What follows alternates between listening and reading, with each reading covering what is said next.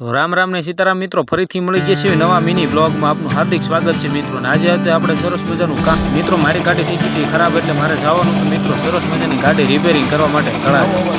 જો આવી રીતે કાંક મારી ગાડીની કાંક અવાજ એવો આવે છે, ગાડી હાવ બગડતી જાય છે ને ગરમ થઈ જાય એટલે ચાલુ ઓલામાં બંધ થઈ જાય, ગાડી ખરાબ થઈ જાય એટલે મિત્રો કામ ધંધો આપણો ભાંગી જાય. એટલે સરસ મજાનું મિત્રો છે ને આપણે ગાડી કરાવવાની હતી રિપેર, કારણ કે ઘણા ટાઈમથી એન્જિનની અંદર ઘણો ફોલ્ટ, જેમાં થોડીક ભૂલ પડી હતી બનાવતી વખતે મિત્રો ધ્યાન રસ મજાની જોઈ લો મિત્રો. આવી કે આપણે ગાડી છે ને એના ગેર પડતા નહોતા, એટલે ગેરનું જે અંદરનું આવે ને દાંડલી તે ખવડાઈ ગયેલી હતી. સીતા પછી કે મિત્રો આપણે મસ્ત મજાના તળાજા તાલુકાની જોઈ લો, આ છે આપણો તળાજા.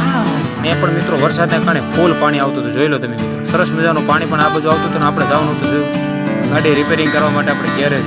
હવે સીતા મિત્રો આપણે પગી જાવી ગેરેજ. ભાઈ તો સરસ મજાનું કરી દીધું કામ ચાલુ, જોઈ લો ભાઈનું સરસ મજાનું કામકાજ હતું ભાઈ. આજે તો બાકા ચીકી બોલાવી દે કે ગાડીની અંદર જો લો બાજુમાં દાદા બેઠા મને ભાઈ નક્કી બાકા ચીકી બોલે. હું હા ભાઈ જોજો આપણે બાકા ચીકી બોલાવી દે ગાડીમાંથી.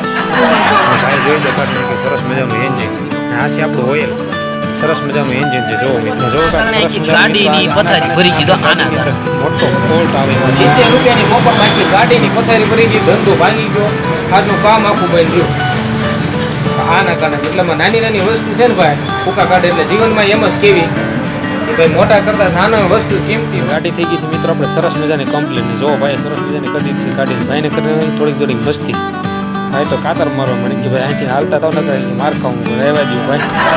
આપણે બીજા મસ્તી કરીને નીકળી ગયા મને કે ભાઈ થોડું કામ પતાવી જાવ. ભાઈ તો પાછા થોડા શરમાઈ પણ ગયા કે ભાઈ એવી રીતે ન હોય ને.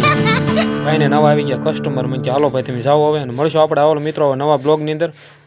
આપણે નીકળી ગયા ઘરે જવા માટે. હાલો મિત્રો બધાને જય માતાજી, મળીએ આપણે નવા મિની બ્લોગમાં. તો બાય બાય.